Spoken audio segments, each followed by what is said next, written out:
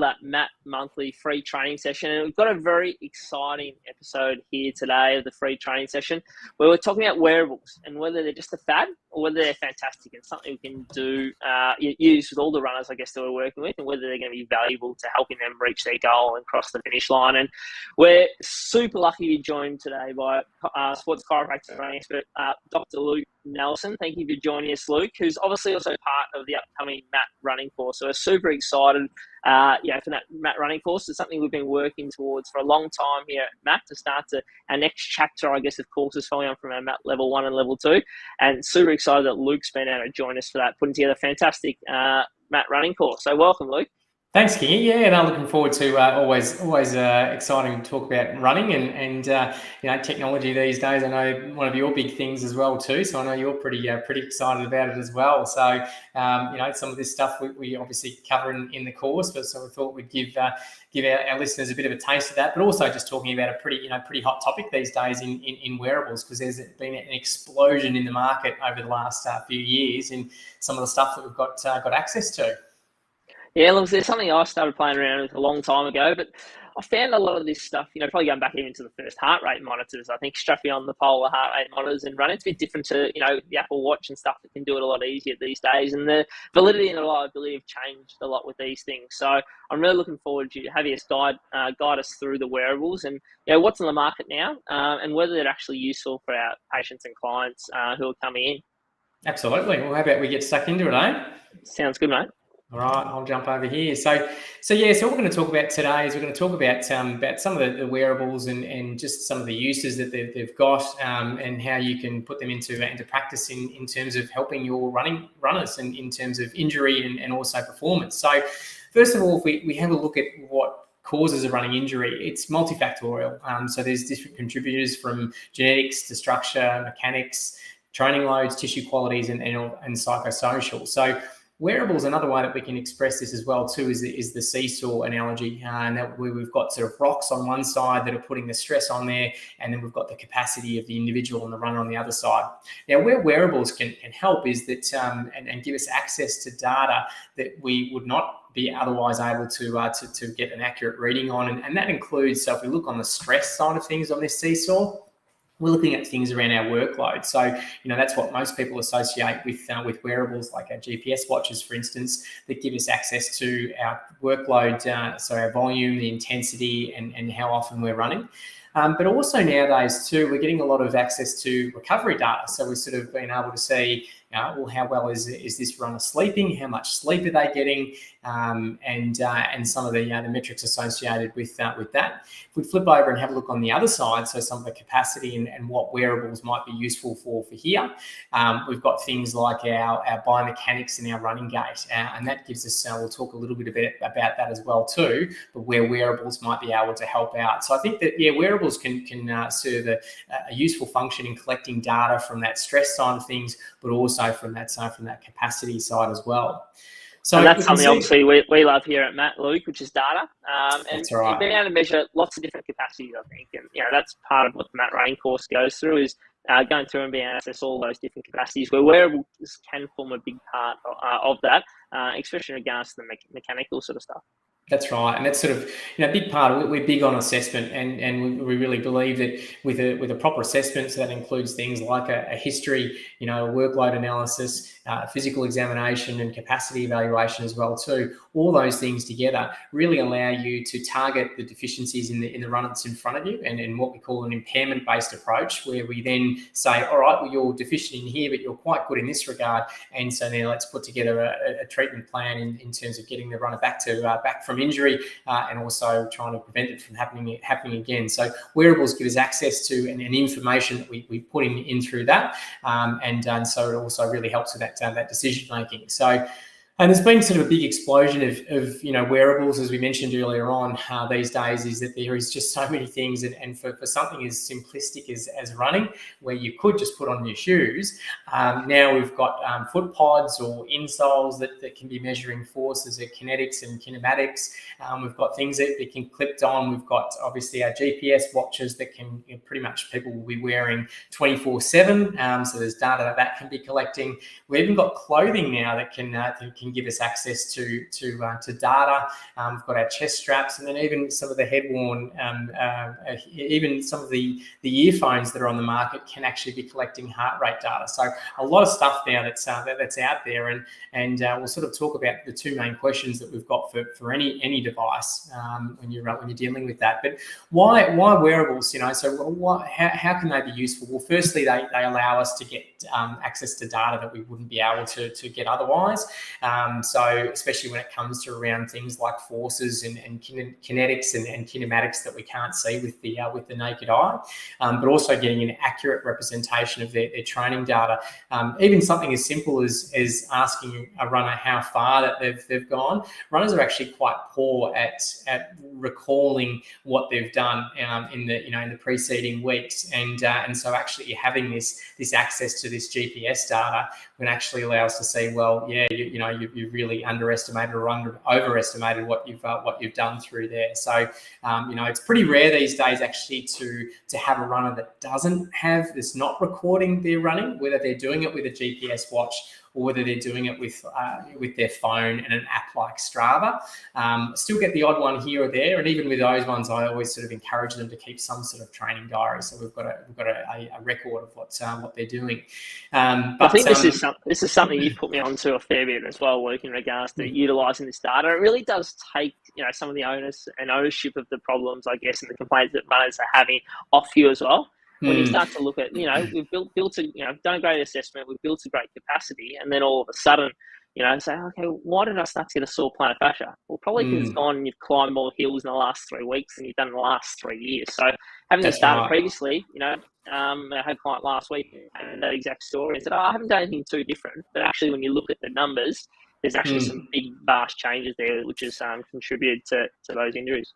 Yeah, I think that we all know that the importance of training load plays, and again, it's one of these factors that play a role in injury, and I think it's been given a lot of lip service traditionally in the past, so that we all say, oh yeah, training loads, it's really important, but then how are you doing that? And that's something we do spend a good couple of hours actually over. I've probably got a bit, I did get a bit excited around that component, that module that we created, but really I think it's something that's really missing in a lot of other courses as well. And we go through and we talk about, what are we looking for? What sort of platforms can we use, and how you can practically implement that. And it's also really good from an educational point of view. And this is where I think wearables can be quite good to having that, that objective data. And I know, Kingy, you're big on that, is we've got numbers that we can show the runners, and runners are very numbers-driven people. We talk about how much mileage we've done, what sort of pace we've done, all these sort of things, our projected, race results and our times and all this sort of things. And so when you've got objective data in front of you that can sort of say, well, look, this is what you're doing here. We need you here, or we need to dial this back through here. Just a case in point, this morning actually had a runner, and we were just talking about training intensity. Now she's got a GPS watch that's recording her heart rate data, but she was doing too much of her running in a higher intensity than what she needs to. And just having a discussion with this runner about why we need to bring it in there, getting some visuals around that. So showing her in a training platform that we've been using to say, look, this is what you can see, these colours here, we're seeing too much of this, and we need to see more of this. It's a lot more sustainable for your injury and also for performance. And so visually seeing that, and again, being that numbers-driven person, she's like, that makes complete and utter sense. And so I think that we've got a really good role here as educators, as clinicians. And I think that's what runners like to do, because a lot of the times when runners are injured, they'll try and find their way out of it themselves. But when they can't do that, they'll obviously turn to someone like you or I, or our listeners out through there. And so I think this educational side of things, we serve a really important role in terms of educating our runners, and it provides a good opportunity. Yes, we might be sort of doing ourselves out of business, if you like, in terms of educating runners on avoiding injury, but in the long run, that's going to help our practice, because they'll send all their friends in when they get injured, and so on and so forth. And you obviously get to build your network of runners when they know that you're there to help them, and not to be lining your own pocket. So success will come with trying to keep people away from injuries. So there's definitely going to be plenty of work and plenty of friends, isn't there? With over 70% of runners, up to 90%, depending on which studies that you sort of read, get injured every year. So if you do a good job with one, you can educate educate them on, some of these things, it's going to make a big difference into regards to building your practice, especially if you're looking to create a niche, which is really what the mat running course has been built around, is helping you implement, brand new running services and niche services that you can charge, big ticket prices for, and they're going to stand out from the clinic down the crowd for these runners. So it's the obvious choice for them where to go. Absolutely. That's and so we mentioned there about that load prescription. So having access to these wearables and this data through here will allow us to hopefully to reduce their chances of re-injury and improve performance. And we put a question mark there because, again, we've always got to consider the multifactorial nature of these injuries. And so, yes, we might be working on a training load side of things, but if we've got some lack of capacity there, we obviously need to be putting attention into that too. So it's a whole holistic approach to our runners that we and really the patients in general that we want to be taking here.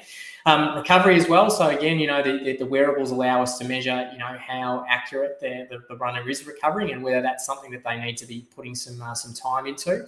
And also wearables give us some ability to give immediate feedback, so we can sort of see, what someone has done just the night before whether that be with their sleep or whether with the run that they've just finished.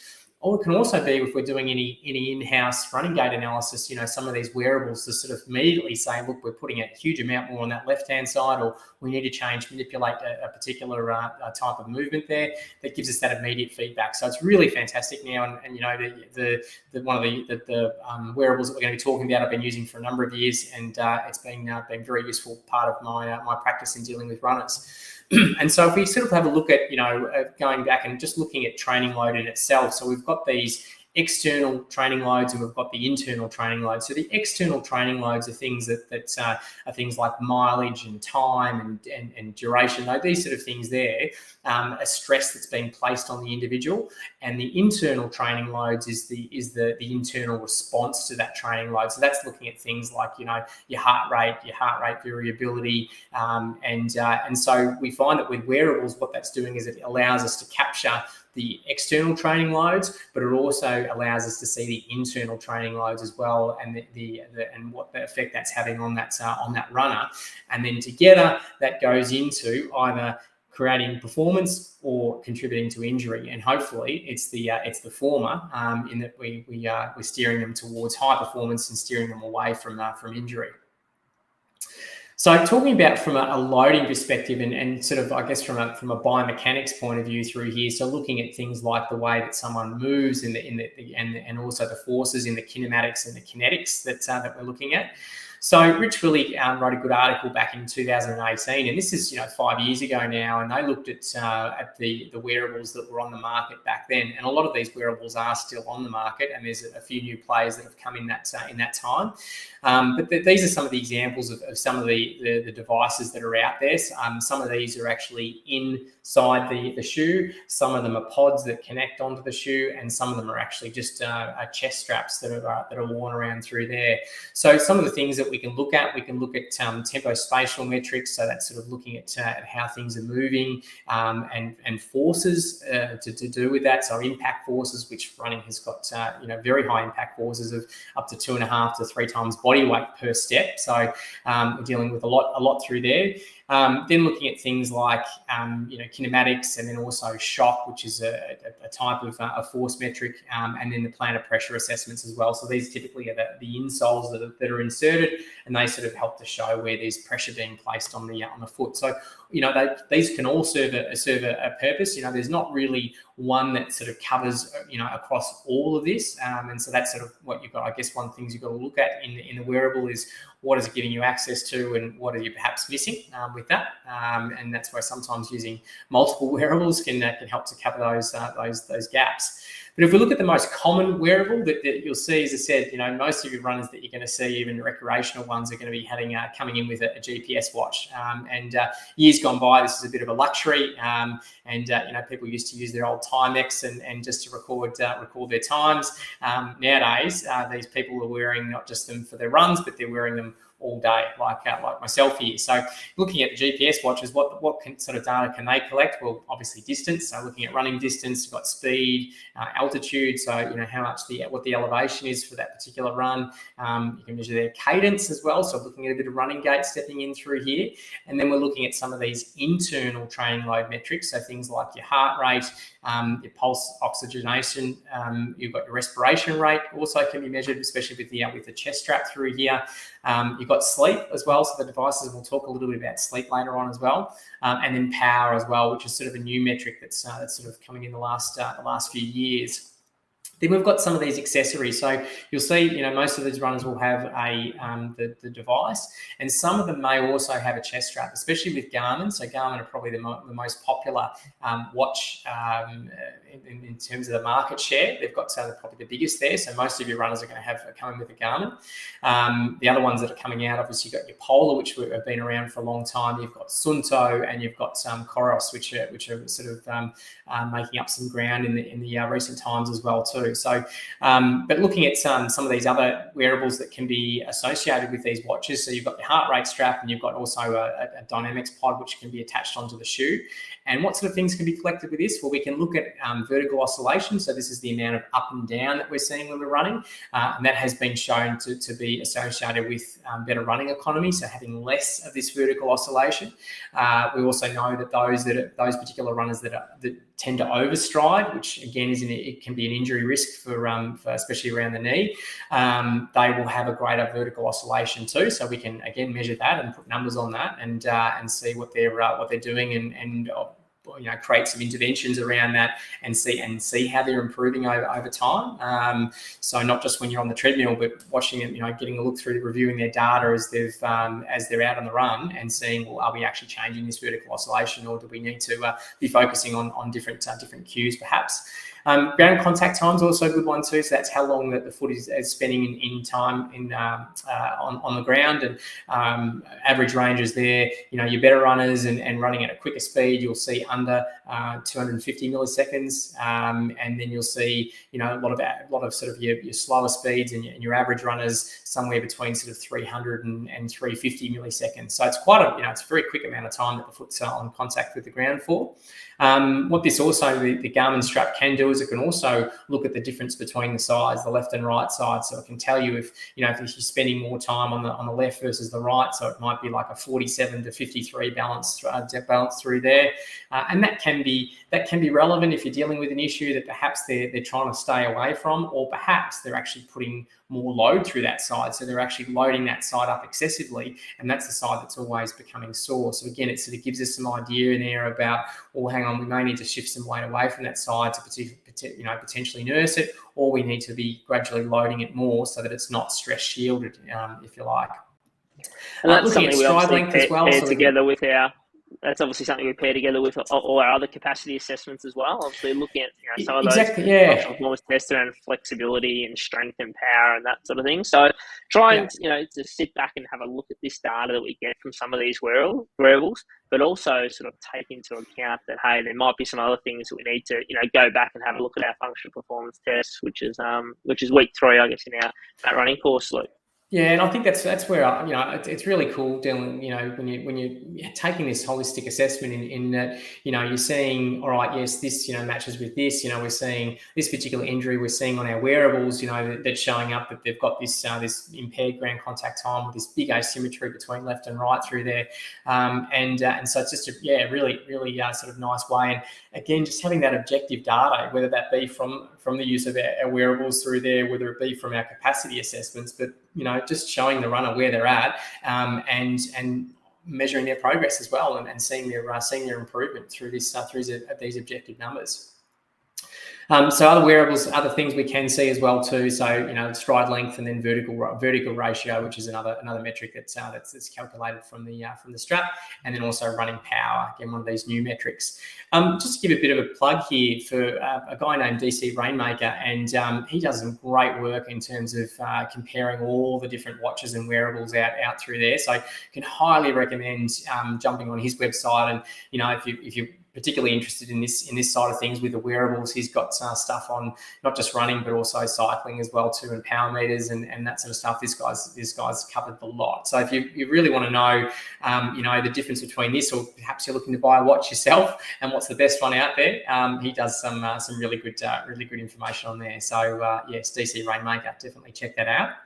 Another particular wearable that's pretty popular, getting increasingly popular, is the Stride power meters. Now these are a foot pod that attach onto the top of the shoe through here, and their particular thing that they marketed initially for this was looking at power. Now power is something that historically has been involved in cycling, and nowadays, if you're a cyclist yourself or you cyclists, they're talking about how many watts they're holding and what they average for this particular ride. So power has really infiltrated very deeply now within cycling, and as you know, is a big player in terms of performance. So all the elite teams are sort of monitoring this. In terms of running, we're sort of not there with running just yet, and I think it's an interesting area. I know there's some coaches out there, running coaches, that will prescribe off power, so that they'll have people with these strides, and they'll sort of say, all right, this is what we want to be averaging for this ride. Its power tends to work quite well, much like cycling. It tends to work quite, can be a bit better if we're dealing with sort of, hills where your pace is going to drop, but your power can actually sometimes increase. And so, the argument there is, well, you want to try and be holding a pretty similar power when you're going up the hill, so you're not going to be pushing yourself too high and not going to be blowing up. So I think it's something that, we'll see more of. It's not something that I will routinely monitor, or I don't prescribe off power, but I know there certainly is, and it's an area that I'm interested in learning more about. So, but just so that you're aware of what's going on there. Again, with this Stride monitor, they can deal with ground contact time, vertical oscillation, cadence, obviously leg spring stiffness, which is again a really interesting metric that deals with sort of, I guess, the compression. And we know that when we're running, we utilize the springs in our lower body, if you like, and how stiff those springs are can potentially put stress on different areas. So so they do give a measure of that, and then obviously pace and distance as well too. I think you made a really good point there. You made a really good point there, Luke, around power. And look, we shouldn't probably be prescribing, purely looking at one specific metric, I guess, to drive our decision making. It's really about putting all the information together. And so these devices, especially RunSky, which we'll get into now, give us over 80 different metrics that we can start to look at and program around with, especially and then thinking about things like the heart rate, the variability and stuff that you've already mentioned a couple of times. But obviously, that's probably its own talk on its own. We probably won't dive too deep into that today, but that's just something to consider. I think really important takeaway is don't base your decisions off one particular metric. That's right, 100%, exactly right. And that's why we are being holistic in our approach and looking at the things, and there's some clinical judgment that's required on your behalf to sort of interpret that data as well too, and figure out, well, is that relevant or is that just noise that we're dealing with through here. So one of moving on to one of the next wearables, and this is a wearable that I've been using for a number of years now. I reckon probably 5 or 6 years, I think, or probably even longer than that. I got onto these guys through back then what was a crowdfunding. They were new to the market then, and these guys have been doing some really good stuff. I think they're onto the 3rd or 4th model. I think I've still got my older models in there that they've still been going strong. But yeah, using these RunScribe data pods, and it's something we do discuss a bit in the course. So we, as Key mentioned, there's 80 different metrics that these things can give. So we go through and discuss what they actually mean and what how you can use those. But this is an example of some of the things that it collects. So we've got things like efficiency metrics, so your step rate, your stride length, your ground contact time. We've got our shock metrics, so that's dealing with things around impact forces and braking forces. We've got our motion metrics, so looking at things like pronation amount or pronation excursion and pronation velocity as well. We know that pronation is not a dirty word; it is normal, but it's nice to actually have these numbers and looking at if you think that pronation, perhaps the person is pronating excessively, this will actually help to put a number on it and also determine well, what can you do to stop that, whether that be changing their shoe or changing their potentially changing their running gait as well, or putting some supportive devices in their shoe with an orthotic. And then other metrics as well too there. So again, looking at things like leg spring stiffness, and then they've also in the last few years introduced this this blue pod there, which is actually one that attaches onto the back of the shorts, and that looks at movement through around through the pelvis there. So it's looking at rotation and in all three dimensions really. So that's been a handy addition to look at. Plus, it also gives a more accurate measurement of that vertical oscillation, so that up and down movement. So a lot of stuff, and this is what the sort of the platform looks like for those that haven't heard of RunScribe or new to it. This is what some of the things that what the visual of the inside the platform looks like, and again, lots of these metrics that we can look and graph, and so I think they do a really good job visually, and again, you can present this to the runner and saying, look, this is what we're seeing through here, and this is what we'd rather be seeing. This is an example of what some of the SafeWell metrics will show. And again, King, we're certainly not no shareholders in RunScribe. We've just been using this for a long time. I think it's a good product, and that's why we talk about this in the module. It's a really great tool from a clinical point of view. It's probably one of the easiest to implement, I think, but also gives us probably the most meaningful data that we can use for our clients. And some of the other functions, like the ability just to share the dashboard, just copy in a link that you can email or SMS to someone. It's just game changing. Even if the point of writing your notes, you can just pop the link in there and save yourself some time. Translating all that information across too. So really thought out, really quick and simple to use, and some really great business models that you can build around it as well. Implement specific running services into the business, which is obviously a big part of what we talk about in the Matt Running course. Yeah, that's right. And look, it's not in terms of plugging this into your running gait assessments. It doesn't require really much extra time at all. You're already doing it anyway. You're just capturing this data whilst you're looking and recording them on your video. And again, it's something nice, I think, to sort of send to the patient or runner afterwards. This is here's your data. So I know it sort of adds another level of, I guess, professionalism and a point of difference between you and the person around the corner.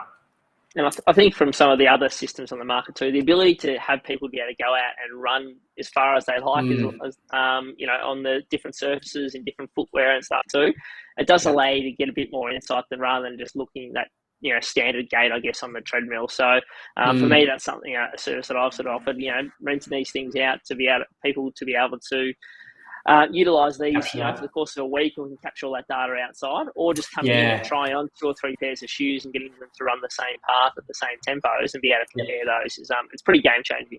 Yeah, and that's again, look, the advantage of wearables too is that we can be assessing people in their natural environment, if you like. We can be obviously looking at them on the treadmill and doing things here, but then giving them these wearables and getting them outside and having access to some of these training monitoring platforms and seeing, well, what are they doing out there? It's all well and good to be looking at them, what they're doing here, but are they doing it out there in the real world? And so especially for those that aren't used to running on treadmills, I don't even bother. If they're like, they're just really clumsy, like this is foreign to me. I'm like, well, let's go. Let's pop the pods on. Let's go outside. Let's go for a run outside. I'll still go somewhere where I can watch them, but I'm sending them off a long way further than what I can see them, and just to gather that, collect that data on the RunScribe pods. So yeah, it's another use of these wearables is that they're so portable. And we mentioned it before too, but the real-time feedback. So we can have the runner do a run on the treadmill or run outside. We can see the data immediately, and then we can sort of say, look, this is what we need to change. And this is one of the advantages of the technology, is just how quick we get access to these things. Plus, we can actually use it whilst the runner is running. We can actually see on some of these things, these metrics trained straight away, and we can give some cueing around there if there's particular things that we want to change.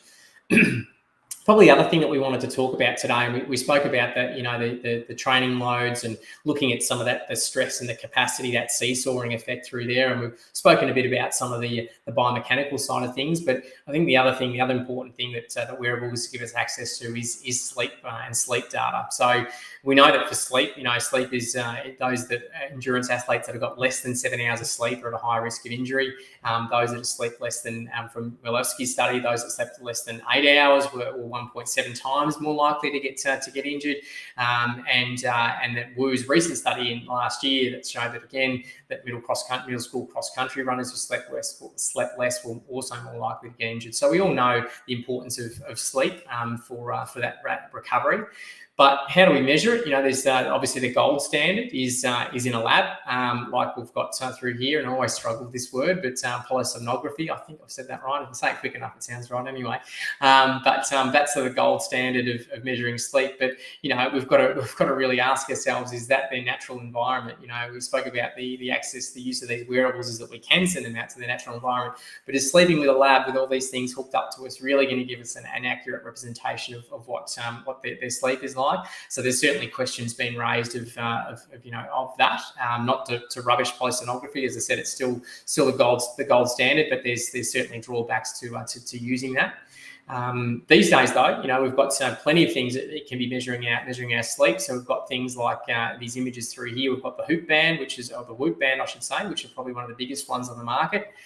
We've got the Aura Ring, which is a ring that can be worn 24/7, and that sort of can measure the sleep, and also looking at things like, we touched on heart rate variability today, and again, we can talk about that for half an hour, so outside the scope of this talk. But and there's certainly different apps on the phone as well that can be measured. Can be looking at measuring its sleep. So they can actually be quite accurate for looking at in terms of these wrist-based or hand-based devices. So they can be reasonably accurate when it comes to calculating total time of sleep, sleep percentage, and how long after sleep that waking occurs. And there's been a few studies that have actually looked at these devices. So we can say that there's some reasonable. It's always going to differ from device to device, and the Whoop Band is probably one of the better ones on the market in terms of being more accurate for that. So if that's something particular variable that you're interested in personally tracking, then that's probably the one that's the leader at the moment. But these things are developing all the time. That we're only going to get better and better at gathering this data. If we look at Sargent, so they did a study 6 years ago now, and again, look at things have developed in that time, but they sort of found that they were sensitive to picking up sleep, these activity monitors, but the specificity differed, and again, it's sort of, there's a lot of these devices have got programs in there, and algorithms is the word I'm looking for. They've got algorithms that they're not going to tell people what algorithms they're going off.